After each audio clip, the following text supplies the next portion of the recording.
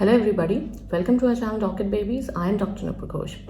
So viewers, today I'm going to talk to you about a very important topic. You know that in India, after the second wave is almost over, people are again going out, they are not following social distancing. So it's inevitable, I think maybe India will have to face a third wave. And as they say, that third wave is mostly going to affect the kids. So as a parent, as a mother especially, I'm really worried about my kid also. And so I thought that why not share some precautions which we can take as parents or as caregivers so that we can prevent our kids from this deadly coronavirus. So without any delay, let's just jump onto the points which I've jotted down. So first of all, I want to say that generally the kids are asymptomatic when it comes to coronavirus. Generally they are asymptomatic. They may have a bit of fever, cough and cold, but in few cases it can turn into a really severe thing. So we got to be very careful, and obviously if they are ill for a short period of time, we know how much trouble it is for them and for the parents. So it's better if we just follow some of the basic precautions related to corona. A child can definitely skip this thing. The first thing is about the vaccination. We all know that vaccination hasn't come for the kids yet. It's not there for 12 years and less.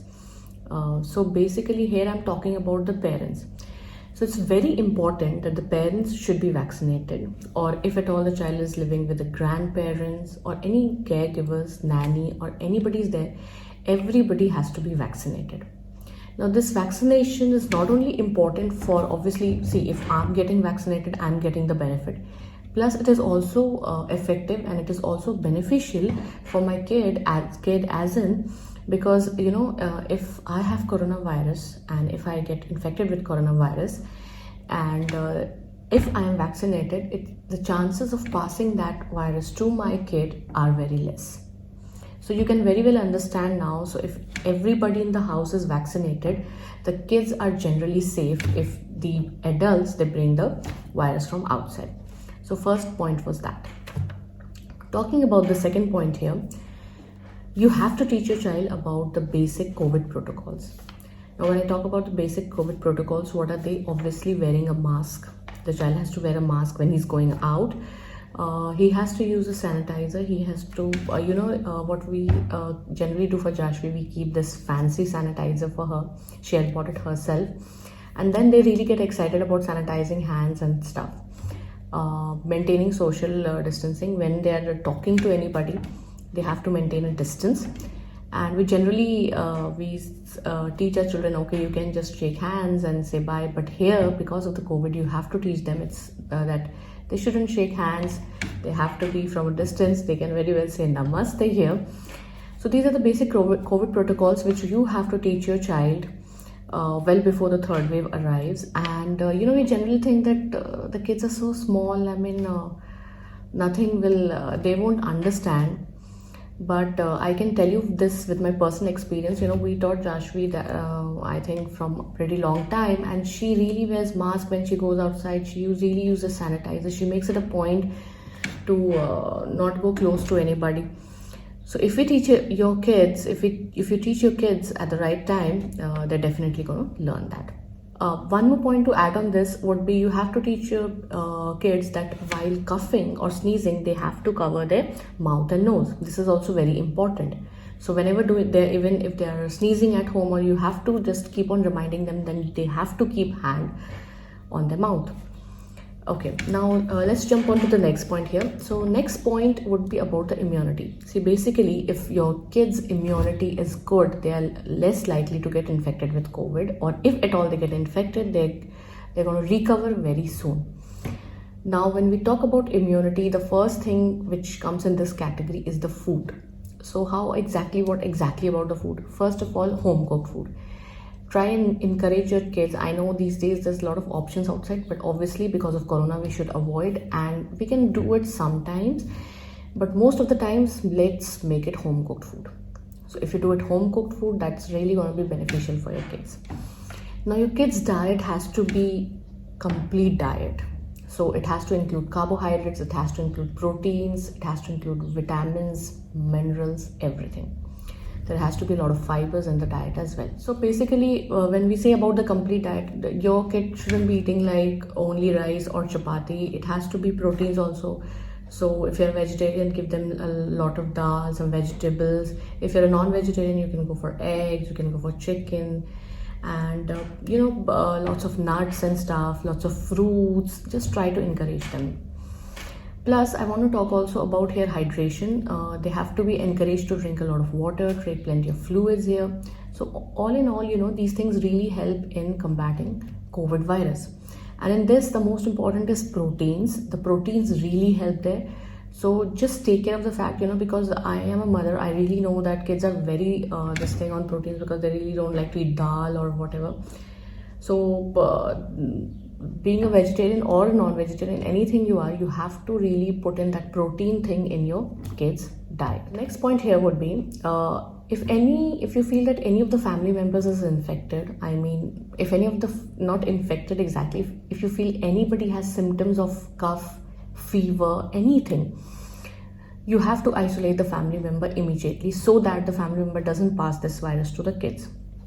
So you got to take care of yourself, or if anybody's there, so if you have even the slightest of the symptoms, just isolate yourself. Next, talking about sanitizing some of the things at home.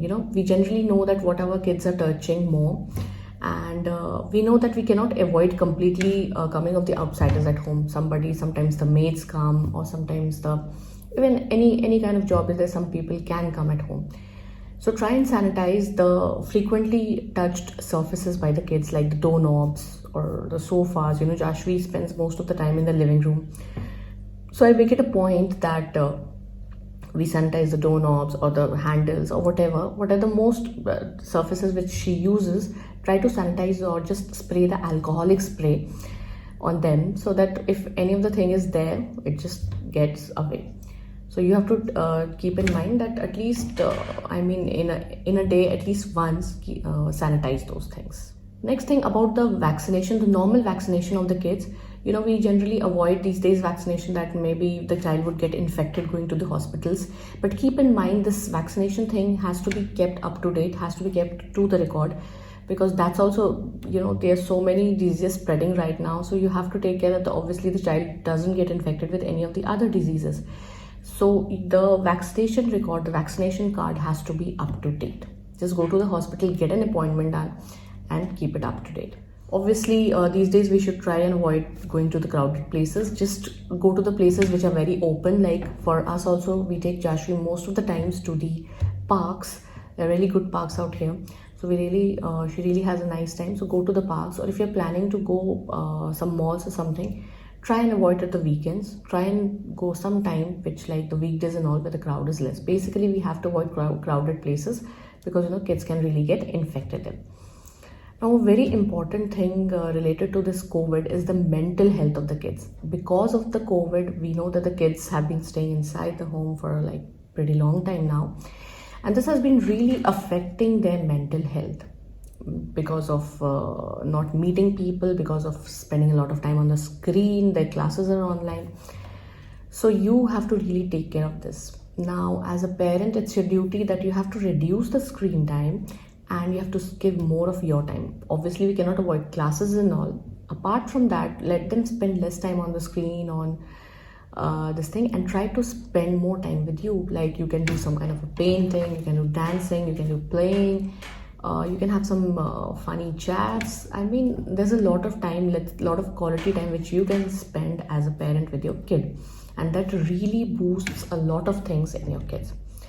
So you have to take care about the mental health. Apart from the adults, the kids are suffering a lot because of this COVID thing. And even if a kid gets infected with COVID, if the isolation is there and so many things just come up. So the mental health of the child has to be taken care of. When I talk about immunity, one of the very important things which plays a big role in immunity is exercise. Exercise is a must for adults as well as the kids. Your kids have to, like, if they play in the park in the evening for an hour maybe, or if they enjoy yoga at home, even you can do yoga with your kids, some kind of dancing, some kind of jumping. any form of exercise is really, really important for this immunity. And immunity, if the immunity is good, obviously the child is more than safe from the COVID virus. So ensure some kind of exercise, whichever you and your kid, if you do it together. I mean, me and Jashvi, we try and make it together. We play at parks together, we do yoga together, so that it's really fun actually. So the exercise thing is really important here.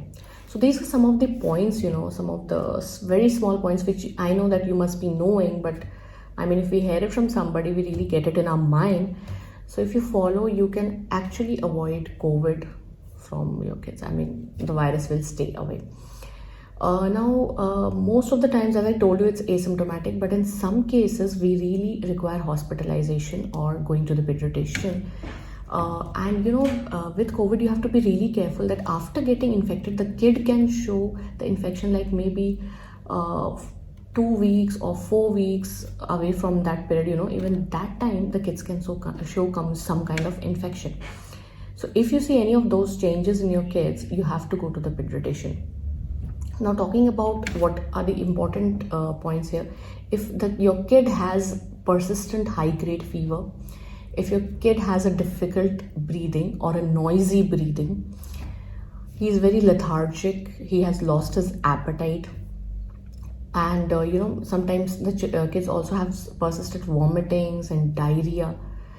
So stuff like this, you have to be really important. If you see any of these things happening, you really have to rush to the pediatrician. Adding on to that, sometimes even you can see rashes on kids' bodies. So that's also a situation where the kid has to be taken to a doctor, or if there's a decreased oxygen saturation level. So you have to, as a parent, you have to keep in mind, like if it's asymptomatic, it's fine, but if you see these symptoms, you really have to go to the doctor. So that's everything about COVID. I think if you follow some of the precautions and if we take some measures properly, we can surely avoid this virus from our and our kids' life. So that's it. I hope you liked our video. If you liked it, please do give a thumbs up to our video and keep subscribing to Talk It Babies.